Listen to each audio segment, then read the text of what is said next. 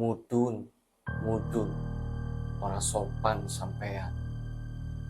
Halo teman-teman, selamat datang kembali di channel Fakmo. Di video kali ini, gua akan membawakan sebuah kisah pendakian mistis dari 5 orang sahabat. Mereka mencoba menaklukkan Gunung Merbabu via Suwanting. Jalur yang terkenal indah sekaligus penuh dengan misteri. Tapi siapa sangka sebuah uang 50.000 yang terlihat sepele justru menjadi awal dari teror panjang selama pendakian. Makhluk gaib yang dikenal dengan nama Belulu mulai mengincar mereka. Khususnya salah satu pendaki. Penasaran bagaimana cerita lengkapnya? Simak cerita ini sampai selesai. Nyalain lampu kalau takut, dan ingat, jangan pernah ambil sesuatu yang bukan hak kita, apalagi di jalur pendakian. Langsung aja masuk ke ceritanya. Sunyi di ketinggian.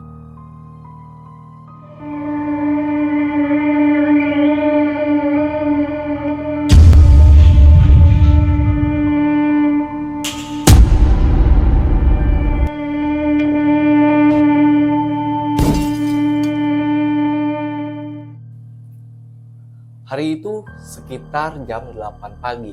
Sebut saja namanya Andre, Robi, Darwis, Reza, dan Rizky.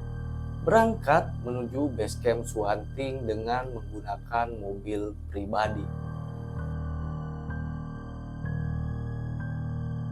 Perjalanan terasa biasa saja, penuh canda dan semangat. Karena mereka sudah lama merencanakan trip ini. Namun, ketika jam menunjukkan pukul 11 siang dan mereka akhirnya sampai di base camp,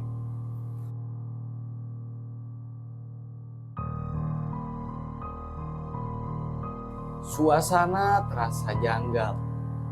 Biasanya base camp Suwanting ini ramai oleh pendaki, tetapi pada hari itu hanya ada beberapa motor terparkir dan udara dingin menyelimuti, seakan ada mata tak terlihat yang mengawasi mereka.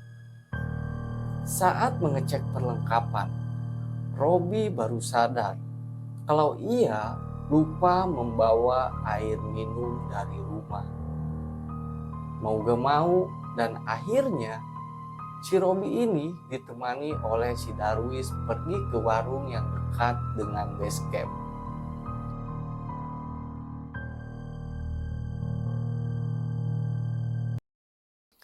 Di perjalanan itulah Robi menemukan selembar uang 50.000 di tengah jalan setapak.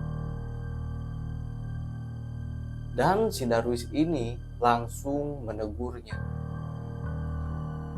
Rob, jangan diambil, itu bukan hak kita.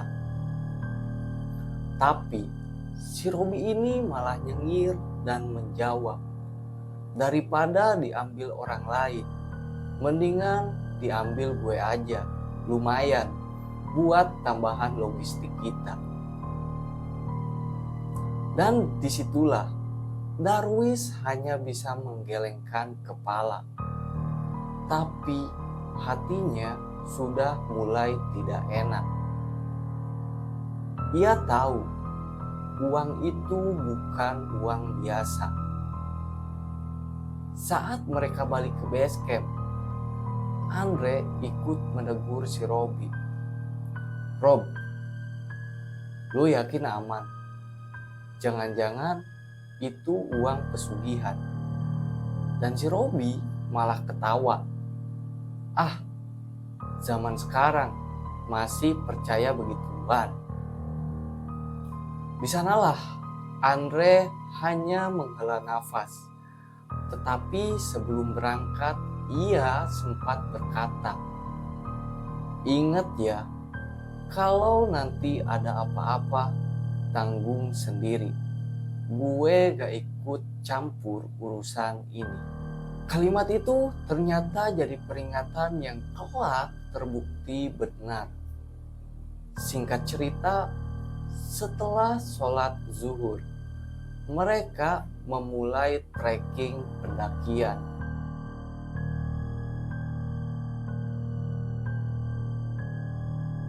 Langkah demi langkah membawa mereka menyusuri jalur hijau dengan kabut tipis yang menari di sela-sela pepohonan. Canda tawa masih terdengar, meski hati Darwis terasa sangat berat. Sekitar 40 menit perjalanan, mereka akhirnya sampai di pintu rimba.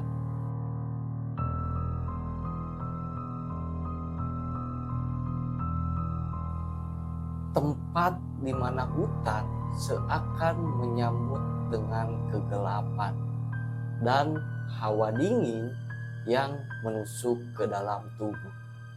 Di sanalah mereka istirahat terlebih dahulu, tanpa menyadari apa yang sudah menunggu di dalam hutan. Singkat cerita, mereka melanjutkan perjalanan dan mereka tiba di pos 1 sekitar setengah jam kemudian.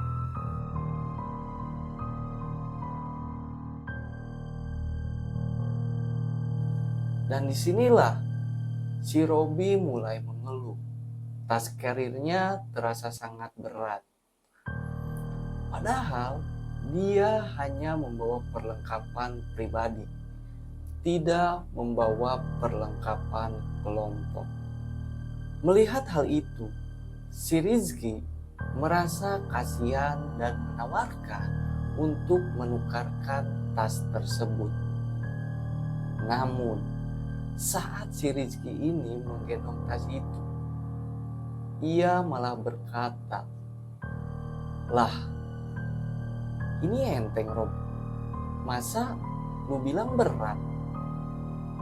Dan menjelang sore, akhirnya mereka sampai di pos 2.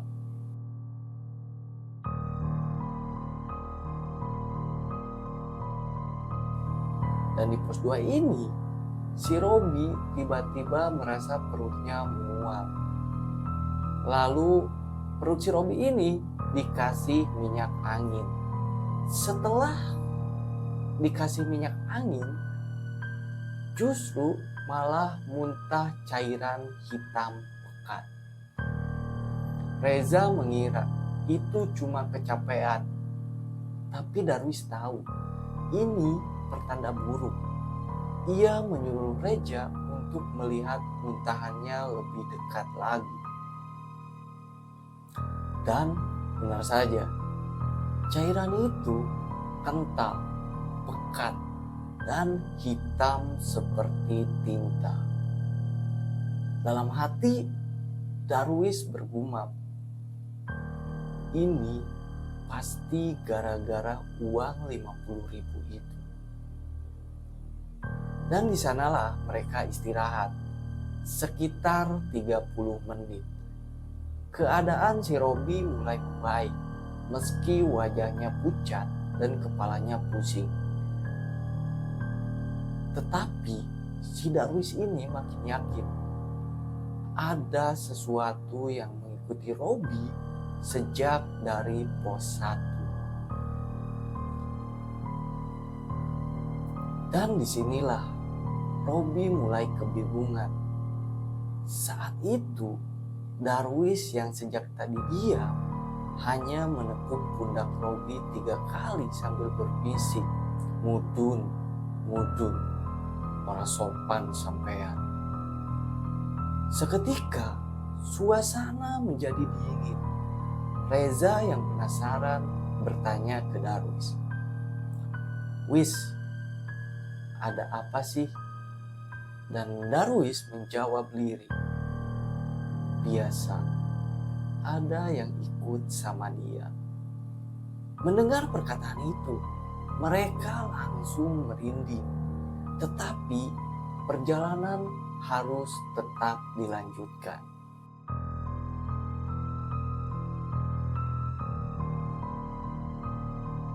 Singkat cerita, menjelang maghrib akhirnya mereka sampai di pos 3. Dan di sanalah tenda didirikan, makan malam disiapkan. Namun, suasana malam terasa lebih berat dari biasanya. Saat memasak, Robi tiba-tiba kembali muntah cairan hitam pekat dan tepat di depan tenda mereka. Kali ini lebih banyak dan lebih mencicikan. Setelah muntahan itu, si Robi pingsan. Dan si Darwis di sini langsung membacakan surat An-Nas sambil mengoleskan minyak angin. Dan dioleskannya ini ke tubuh si Robi. Belum selesai membacakan surat An-Nas tersebut, si Robi tersadar sambil menangis. Dan dia ngomong, maafin gue. Katanya dan perkataan itu diucapkan berulang-ulang oleh si Robi. Tapi ia tidak menjelaskan apapun. Malam itu si Darwis keluar tenda bersama Andre. Lalu ia menceritakan tentang pesugihan Belulu, makhluk gaib yang menjadikan uang sebagai media tumbal. Ternyata Darwis memperlihatkan uang 50.000 itu yang seharusnya ada di kantong si Robi. Dan si Andre ini kaget bukan main. Darwis lalu membakar uang itu hingga habis. Tapi masalah belum selesai. Saat tertidur, Darwis bermimpi. Ia melihat si Robi diseret sosok yang sangat mengerikan.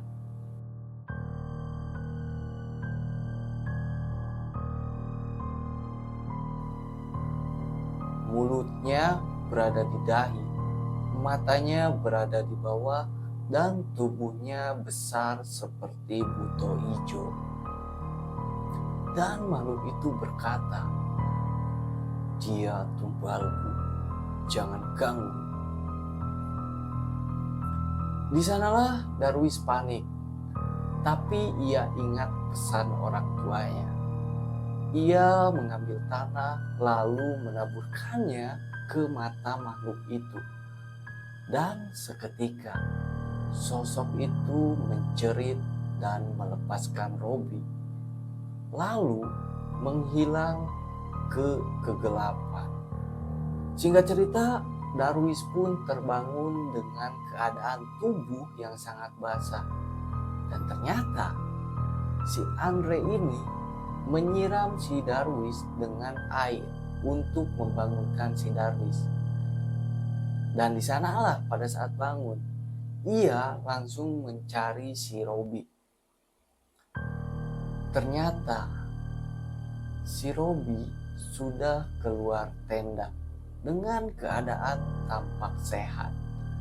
Namun ketika Darwis menanyakan keadaannya, Robi menjawab lirih, "Gue mimpi buruk, Wis. Gue mimpi diseret setan. Terus lu nolongin gue." Dan di sanalah Darwis hanya tersenyum. Dalam hati ia tahu mimpi mereka sama. Dan itu artinya ikatan makhluk Belulu dengan Robi sudah terputus. Hari itu mereka melanjutkan perjalanan menuju puncak.